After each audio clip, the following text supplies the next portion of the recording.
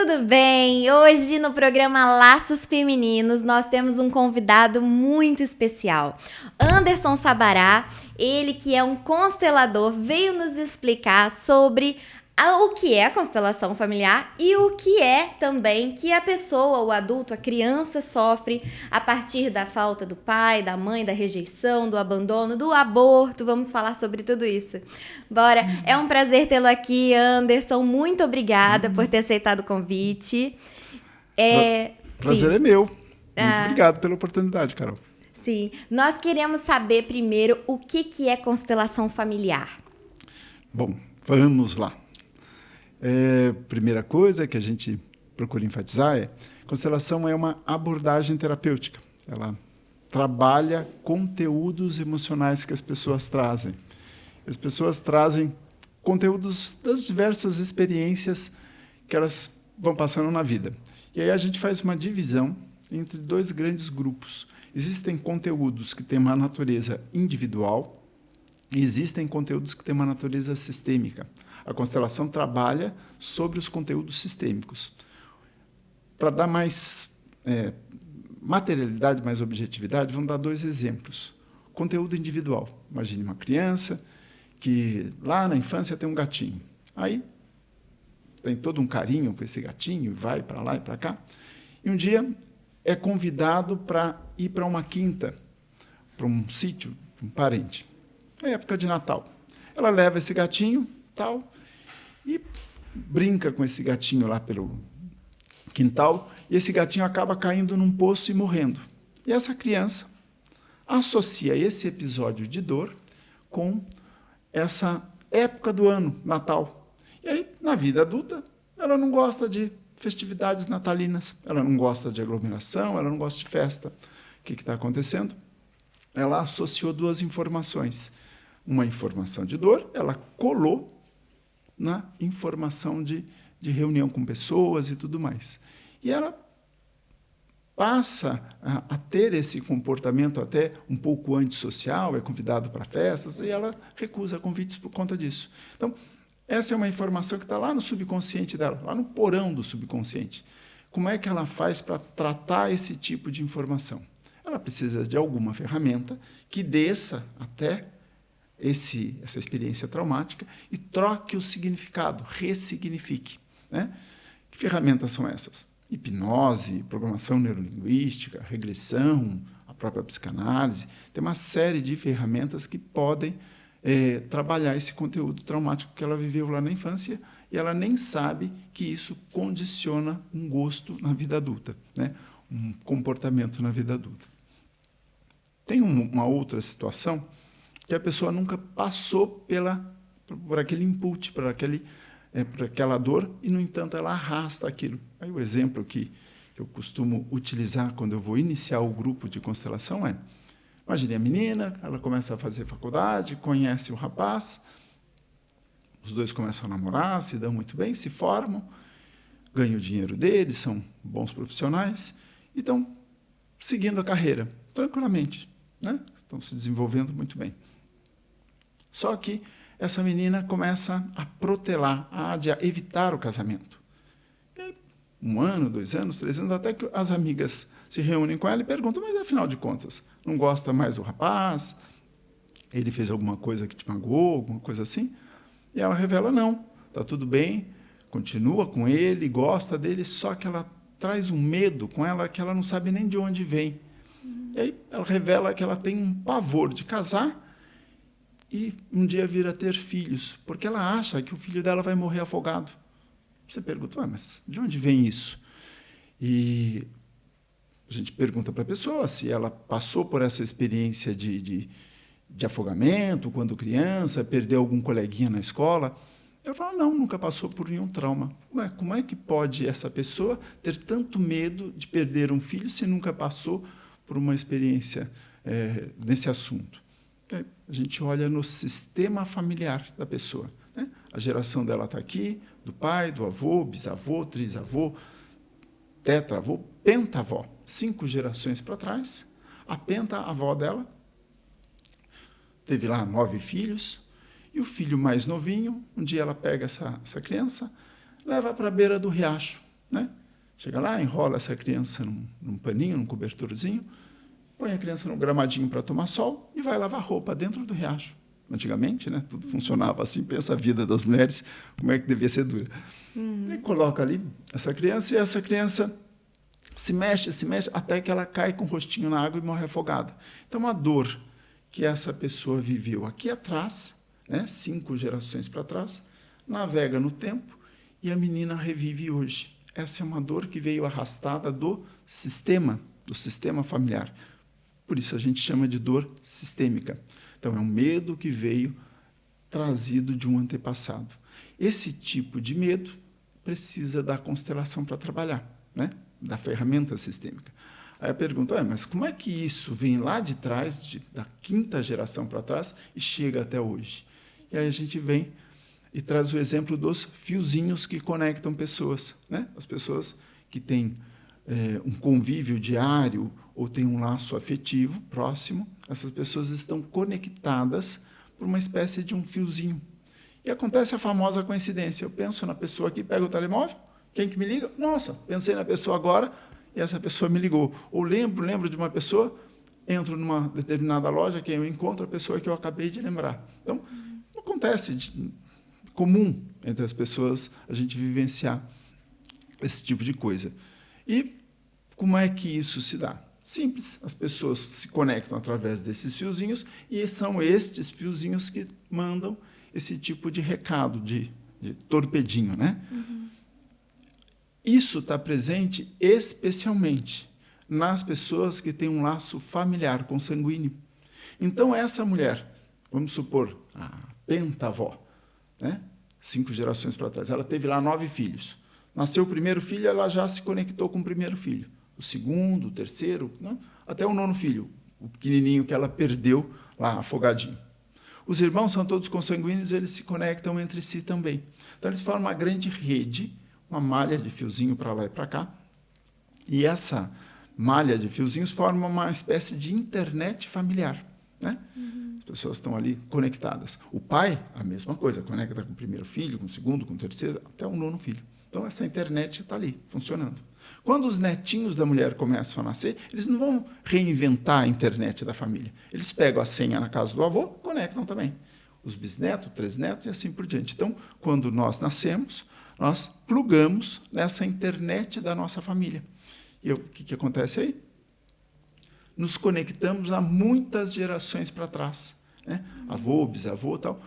Mesmo sem conhecer, nós vamos nos conectar com esses antepassados, né? Só que essa internet, ela tem uma segunda propriedade. Ela não serve somente para mandar recadinho, ela também armazena emoção. Então, quando a mulher viveu aquela dor de perder o bebê afogadinho, né, ela grava isso nessa grande rede, né? O nome dessa rede, o nome técnico é campo morfogenético. Morfo quer dizer forma, genético, forma do gene. Então, o meu gene se conecta na internet da minha família, e não na família do vizinho, porque o formato do meu gene é compatível com a minha internet, a internet familiar da família Sabará, né? Então, a gente conecta ali. Quando essa mulher viveu essa dor de perder, ela gravou, fez um upload dessa informação, e isso ficou latente. Passou 1, 2, 3, 4, 5 gerações, alguém faz o download disso. E o que ela faz? Ela carrega uma dor sistêmica. Então, o medo dela não tem a ver com a história dela, tem a ver com a história da pentavó dela. Quando isso ocorre, ela precisa de uma ferramenta para poder desobstruir, soltar esse nó, diluir esse nó. E a ferramenta é a terapia sistêmica, que é a constelação familiar. Então, a gente faz toda aquela dinâmica para poder abordar esse conteúdo. É assim que a gente trabalha na dinâmica da constelação. Muito interessante. Você falou de morfogenética. Tem a ver com a epigenética também? O estudo da epigenética? Da questão do corpo, da alma, da mente, do espírito? Isso tudo está interligado? Sim. A epigenética, o gene tem uma informação nele e conforme uma condição que eu submeto este gene, ele se manifesta ou não. O exemplo que eu gostei muito, e eu achei super interessante, foi O gene da abelha e da abelha rainha são exatamente iguais. Né? Os dois estão iguais. Só que a morfologia, o corpo da abelha rainha é totalmente diferente da abelha operária. E o que faz com que um gene se manifeste de uma forma ou de outra? A alimentação.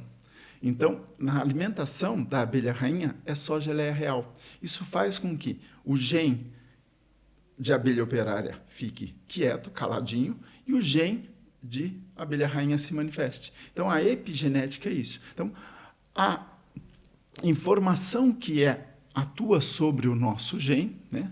Tanto alimentação quanto químicas, radiação e informações emocionais, podem fazer com que um defeito genético se manifeste ou não. E aí a gente vai falar de somatizações, né? Como é que é possível somatizar e liberar informações gravadas lá no fundo do gene? Entendi. Interessante, né? Interessantíssimo, né? Legal.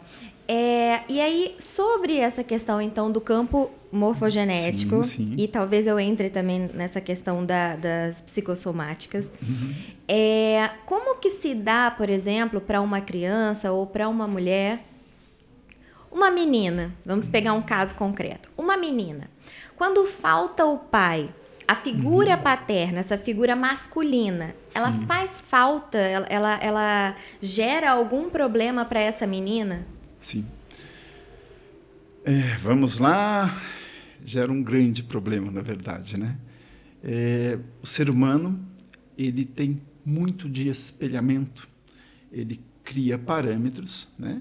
E ele vai pegar esses exemplos e ele vai trazer para a vida dele, né? Ele não aprende por conceito, ele aprende por ver o adulto fazer. E a figura paterna, a figura materna, são referências dentro da cabecinha dele.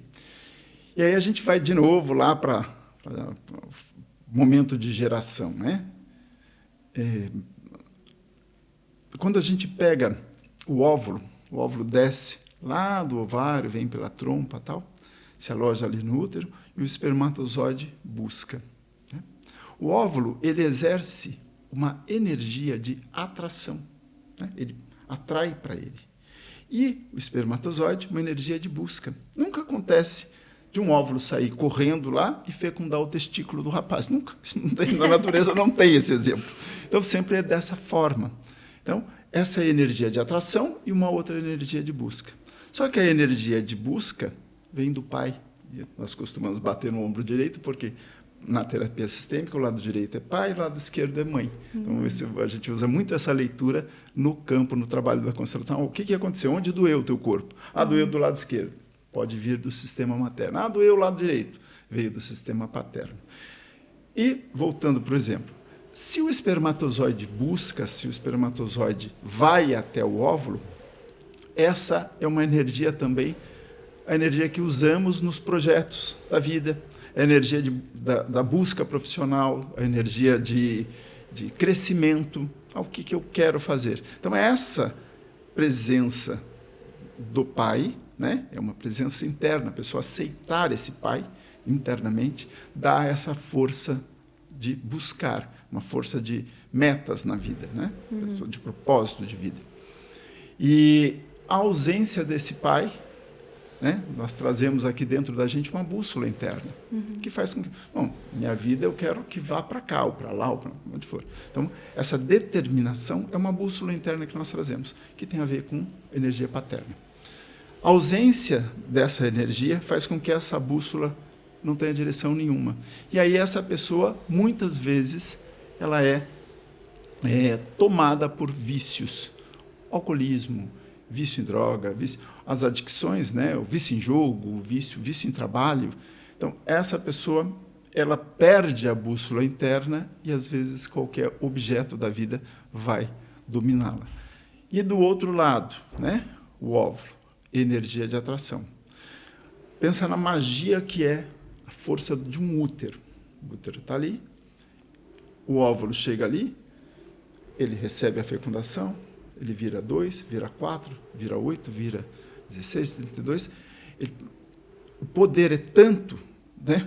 O poder feminino é tão grande que ele pega um óvulo, ele transforma num ser humano inteiro. Então, essa energia de crescimento, né, de desenvolvimento, é uma energia materna. E aí, a energia de prosperidade, abro uma lojinha aqui de, sei lá, de doce, de qualquer coisa, esse negócio começa a crescer, florescer, essa é uma energia que vem da mãe. Então, a energia de prosperidade, né, lado direito, lado esquerdo é mãe, lado direito pai, energia de foco é pai, energia de prosperidade é mãe. Então, o impacto na vida da ausência dessas figuras, né, figura paterna e externa, é muito, muito grave. Então, e é um sentimento, né, a gente pensar assim, mas e a criança que é órfã? Como é que ela faz? Ela precisa ter dentro dela essa aceitação, esse gosto. Não, recebi a vida do meu pai e está tudo bem para mim. Essa questão está fechada, está sedimentada. Recebi a vida da minha mãe. Estou satisfeito, estou feliz. Isso flui normalmente. Então, uma aceitação seria sim, isso? é uma aceitação. Se eu tenho vergonha, tenho uma vergonha de ser filho da minha mãe, tenho uma vergonha de ser filho do meu pai, isso gera um nó, uma rejeição dessa energia que vem deles. E aí, esse que é o problema. Então, todo o processo de desenvolvimento passa por aí, sim, de ter essa referência. Porque nós somos seres de imitação, seres miméticos, né? Imitamos essas referências que tem no nosso horizonte. Sim, a gente costuma dizer, popularmente, né, sem muita ciência por trás, que o homem garante para a criança, geralmente, a segurança, e a mulher vai garantir a nutrição, né, aquele afeto, talvez. Isso faz sentido? Faz sim. A gente pensar que a natureza não é burra, ela não vai prover o macho de mais fibras musculares e mais um hormônio de agressividade se não tivesse uma utilidade, né? Então, a figura masculina com esses atributos, ele tem uma função fisiológica e, obviamente, tem uma função comportamental também. E a mulher, com mais progesterona, com mais sensibilidade, com mais... A mãe, as mulheres que são mães, elas sabem. O filho faz... Ela sabe, ele está chorando de frio. E eu acho engraçado que se for várias crianças chorando, ela sabe exatamente qual é o choro da filha. É assim, é uma coisa, uma sensibilidade absurda. Então, a natureza não vai fazer isso aleatoriamente. Não tem nada para eu fazer aqui, eu vou colocar mais força nesse equipamento aqui, vou pôr mais sensibilidade. Não, tem uma função isso, né? E isso é inegável. Então, a gente saber que a figura materna tem o peito com leite, é para nutrição, né? A figura paterna tem a força, tem essa disposição para proteção, né? É óbvio que todos nós hoje, na nossa cultura, a coisa se desenvolveu e não somos presos somente a essa função animal básica, né? Temos outras funções, mas isso tem desdobramentos também, né? É inegável que a fisiologia de uma, a fisiologia do outro corpo são diferentes, e elas também, no desenvolvimento da criança, elas têm esse papel. Sim. Interessante. Porque cada um tem mesmo a sua função, né? Agora, essa questão da falta da criança, sobre o aborto, vamos falar mesmo sobre o aborto. Sim. Às vezes a gente entende a questão da pessoa que foi violentada e quer abortar. Mas mesmo nessa situação, o que está acontecendo ali? Essa mãe que foi violentada, se ela aborta, isso é melhor ou pior para a saúde mental, emocional dessa menina? Sim, tem uma parte super importante que eu não abordei, né? Que é a verdadeira base da terapia sistêmica, das constelações familiares. São 3 leis sistêmicas, né? Primeira lei sistêmica: pertencimento. A segunda lei sistêmica e hierarquia.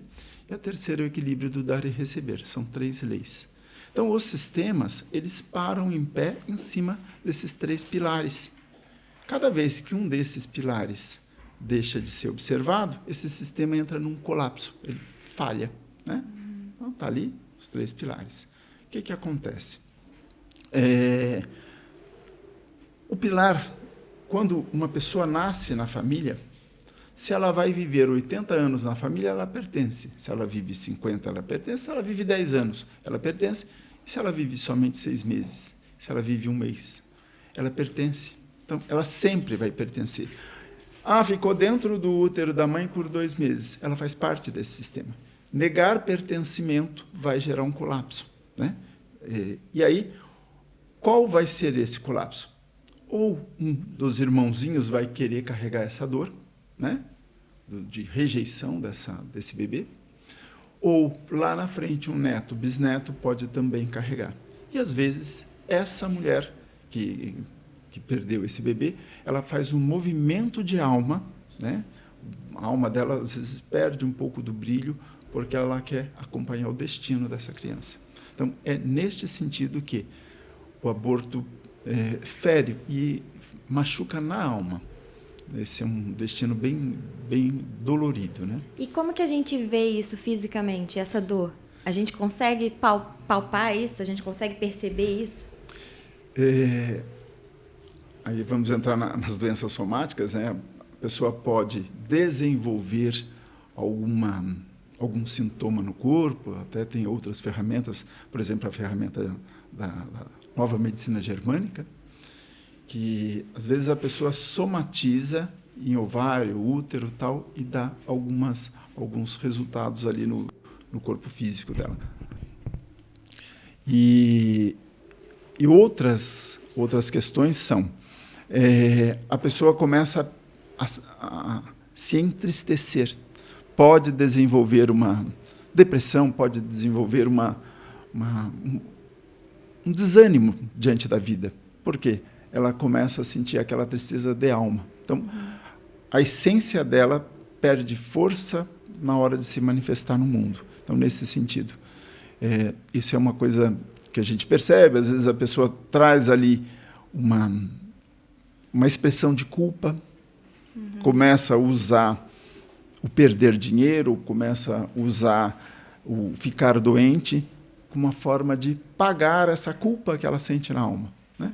Então, aparece na constelação. Enquanto a gente não coloca essa vida que não nasceu, né, para ser acolhida pelo sistema, dar pertencimento a essa criança, isso vai gerar um efeito que trava a vida das pessoas muitas vezes, né? Muitas vezes.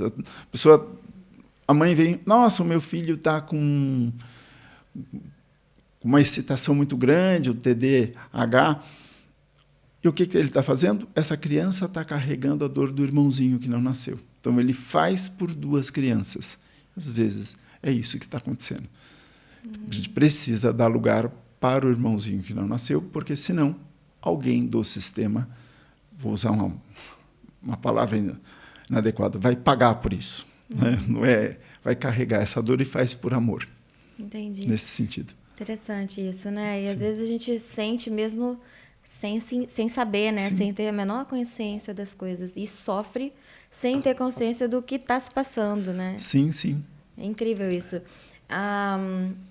Estavam me contar já estou pegando o jeito português de falar. Estavam a me contar. É bonito. Estavam me contando sobre a situação de uma família em que a mãe sofria e não sabia por que ela sofria. Ela tinha ela desenvolveu uma depressão que ninguém sabia de onde vinha, o que era aquilo. E de repente alguém descobre que em algum momento da vida dela ela passou por uma situação que ela achou que não afetou ela, a morte da irmã. Ela achou que estava bem com aquilo, que sobreviveu, entendeu? E que estava tudo bem. Mas aqueles anos que ela passou com a irmã nos últimos dias foram tão profundos e marcou ela tão profundamente que depois de alguns anos ela começou a sentir essa depressão e isso veio enfim, sufocar ela, né? Sim. Então, às vezes, são coisas que a gente passa na nossa vida, que a gente não percebe que foi profundo, e às vezes é coisa do nosso passado ou dos nossos antepassados, né? Que aí a gente nem tem como saber mesmo, né? E aí só mesmo uma constelação. Agora, é interessante que as pessoas, elas têm um pouco de implicância com a constelação, né? Sim. Rola um pouco de medo. Que negócio é esse que está descobrindo meus antepassados? Qual que é a sua resposta para essas pessoas? Como tudo, né? Chega a ser engraçado, mas é triste, né? A constelação está sofrendo alguns ataques no momento, porque a constelação é uma terapia que serve à vida, né? Ela serve à vida de forma que o amor flua para que a vida continue. E a gente está vivendo um momento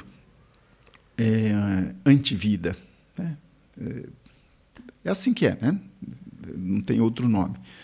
A sociedade, a defesa do aborto, a defesa de liberação da droga, tudo que torna a vida mais precária, mais triste, parece que vai ganhando um holofote, se não é isso, né?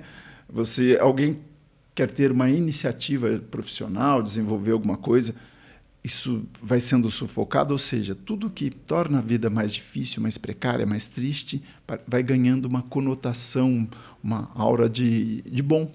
Então, é um equívoco social mesmo. Nossa sociedade está com alguns valores equivocados, né? E aí, a constelação, se ela serve à vida, ela trabalha pertencimento, ela trabalha hierarquia, né? Os pais são grandes. Diante dos pais, os filhos vão ser sempre pequenos. O equilíbrio do dar e receber. Tua alma está pronta para buscar a nutrição. Recebeu dos teus pais, recebeu a vida, pronto, agora é com você. Você vai para o mundo, pergunta para a tua essência, e o que você quer entregar para o mundo? E você manifesta isso com plenitude. Não, tá? É culpa de A, é culpa de B, é culpa de C, sempre delegando responsabilidades. Então, esse tipo de filosofia, ela tira o protagonismo do indivíduo, né? E a constelação resgata tudo isso. Olha, a responsabilidade é sua, o protagonismo é teu, a vida é tua. Você já recebeu dos teus pais, é assim que é, os seus pais são grandes. Isso vai ao encontro dessa nova maneira de pensar. Então, se a constelação defende a vida, é pró-vida, e as pessoas fazem um movimento anti-vida, a constelação não serve. Então, a gente está com esse momento e aí é uma questão mesmo de conceito, de valor. Então, os valores que estão sendo defendidos, eles são um pouco incompatíveis com a constelação. Eu acho que é mais nesse caminho aí. Seria estranho que a pessoa faça todo o movimento anti-vida de um lado e ela defenda a constelação também. Isso seria... Essa contradição é natural. Eu acho que hoje nós temos aí duas coisas, né? A gente é incentivado a viver instintivamente, né? A levar uma vida mais animalesca, né? Meio que sem racionalidade, sem racionalizar as coisas. A gente está sendo motivado cada vez mais pelas músicas, por tudo, a ter uma vida mais animalesca, né?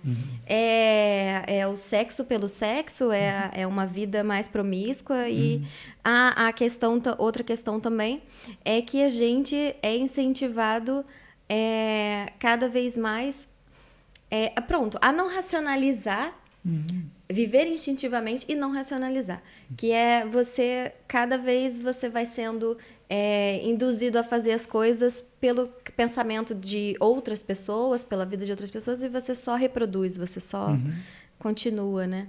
E isso também acho que está gerando um adoecimento na sociedade, né? As pessoas vão adoecendo cada vez mais porque elas deixaram a humanidade delas, né? Sim. O que torna elas humanas. Sim, E acho falta que de essa fala... responsabilidade também, né? Sim. A falta de você se responsabilizar. As pessoas estão muito vitimistas, no sentido de que é claro que a gente sofre, a vida ela requer que a gente passe por sofrimentos, né?